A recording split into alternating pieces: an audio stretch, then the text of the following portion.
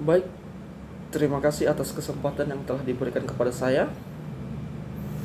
Pada kesempatan kali ini saya akan mencoba mempresentasikan hasil artikel saya mengenai asas hukum Indonesia. Sebelumnya perkenalkan, nama saya Ucapan Syukur Doha, mahasiswa Universitas Jogjakarta Medan, Prodi Hukum, Fakultas Bisnis dan Humaniora. Dalam pembahasan artikel saya kali ini, saya akan mencoba mempresentasikan mengenai asas hukum Indonesia.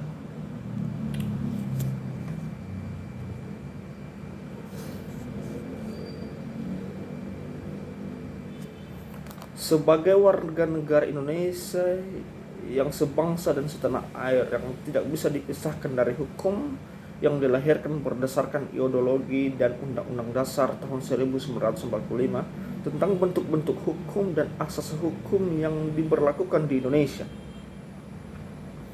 Di dalam artikel ini perlu dipahami bahwa asas-asas hukum diciptakan dengan pikiran dasar di luar dan di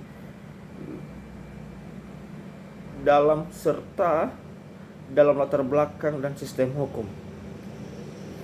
Asas hukum adalah bentuk fundamental hukum sebagai dasar yang kokoh dalam mengatur dan melindungi hukum di Indonesia.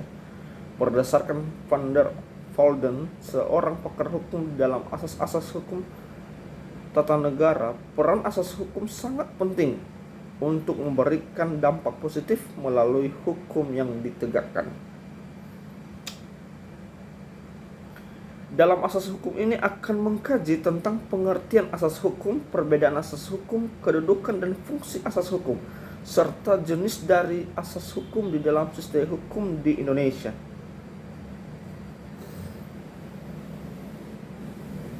Asas hukum ini diteliti berdasarkan Undang-Undang dan Pancasila, karena asas itu dibuat berdasarkan Pancasila yang merupakan sumber dari hukum di Indonesia.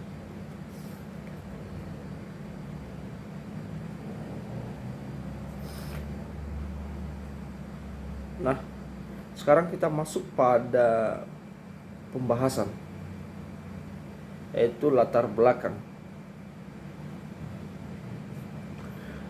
Asas hukum adalah dasar atau fondasi dalam hukum.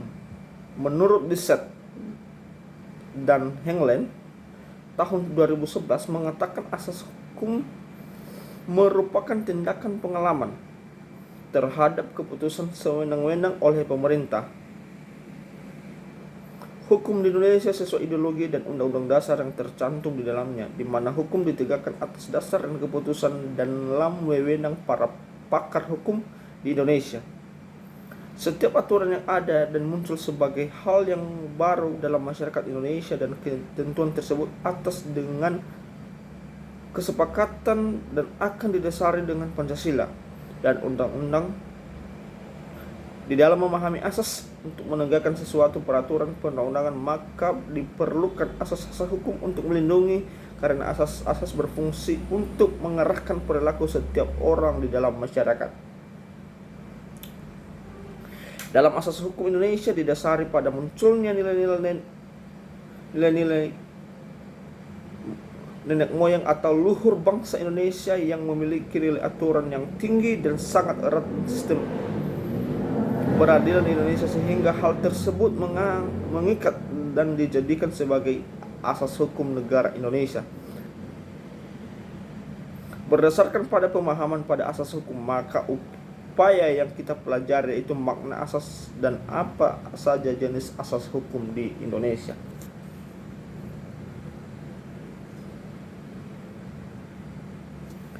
Nah, sekarang kita masuk pada pembahasan, yaitu pengertian asas hukum. Asas adalah pedoman atau dasar dan hukum yang diartikan sebagai aturan. Menurut G.W. Paton, asas adalah sebuah pikiran yang dirumuskan secara luas yang menjadi dasar bagi aturan itu atau kaidah hukum. Pengertian asas hukum di Indonesia tersebut adalah suatu dasar yang mengikat hukum. Dengan demikian, hukum di Indonesia memerlukan dasar dalam menegakkan hukum tersebut. Beberapa asas-asas hukum di Indonesia yang diketahui sebagai dasar terhadap peraturan bagi masyarakat Indonesia yaitu sebagai berikut. Yang pertama, absolut. Yang kedua, undang-undang tak bisa diganggu gugat. Yang ketiga, undang-undang tak bisa berlaku surut, dan yang terakhir, konsualisme.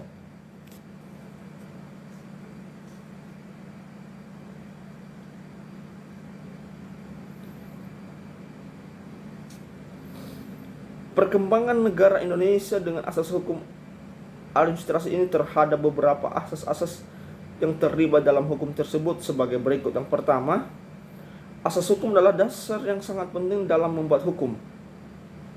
Yang kedua, asas kedaulatan rakyat adalah asas yang berasal dari kekuasaan rakyat dalam pemerintahan negara. Dengan kata lain, setiap tindakan harus melalui rakyat karena rakyat yang membentuk pemerintah.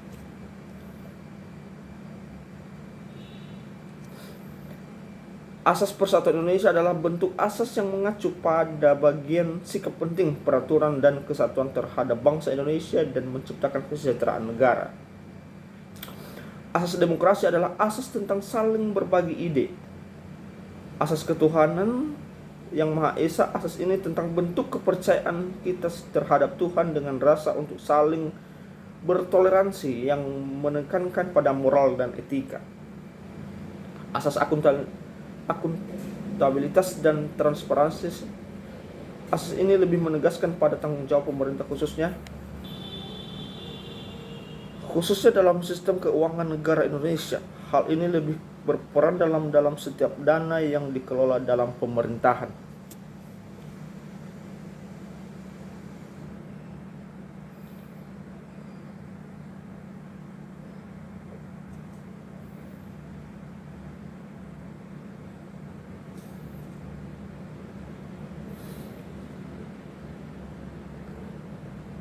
Kemudian asas hukum pidana.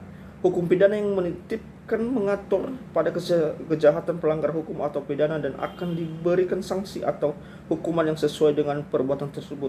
Asas hukum ini dibuat menjadi dua, yaitu satu, hukum pidana objektif adalah suatu larangan dan keharusan yang terkandung dalam hukum tersebut. Artinya setiap pelanggaran hukum tersebut harus sesuai dengan hukuman yang akan diberikan terhadap seseorang.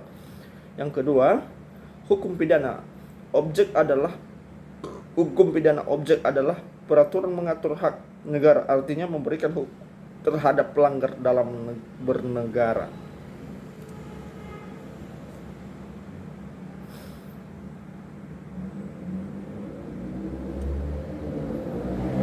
Kemudian asas-asas hukum perdata. Asas hukum perdata adalah hukuman yang lebih mengacu pada perlindungan hak kepentingan manusia tentang dalam mengatur masyarakat, baik seseorang maupun dengan kekeluargaan. Hukum perdata ini memfokuskan pada penyelesaian masalah terhadap hubungan personality atau keluarga. Ada banyak masalah-masalah yang sering terjadi dalam hubungan keluarga, misalnya terhadap anak, istri, orang tua, kerabat, waris, dan lain sebagainya.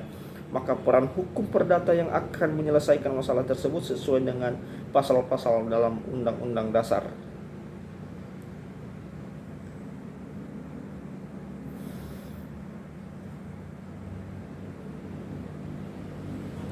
Beberapa asas-asas hukum perdata ini adalah sebagai berikut. Yang pertama, asas kepribadian adalah asas tentang suatu iklan terhadap kemampuan dan kepentingan.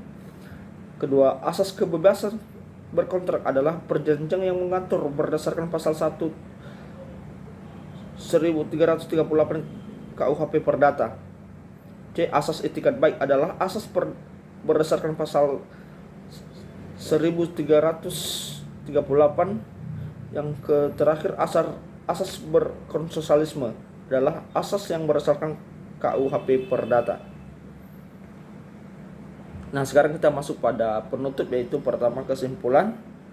Asas hukum Indonesia adalah fundamental paling dalam menegakkan hukum. Jika aturan tersebut diciptakan dengan dasar Pancasila dan undang-undang, maka Pancasila adalah asas dari sumber hukum. Tidak ada hukum yang tidak sesuai dengan Pancasila. Jika hal itu terjadi, maka hal pelanggaran dalam hal tidak akan dicantumkan dalam undang-undang. Hal ini akan memudahkan dalam setiap hukuman yang ditegakkan serta tidak ada hal yang melanggar, karena asas adalah pokok dari hukum dan hukum adalah aturan yang mengatur. Yang terakhir, saran.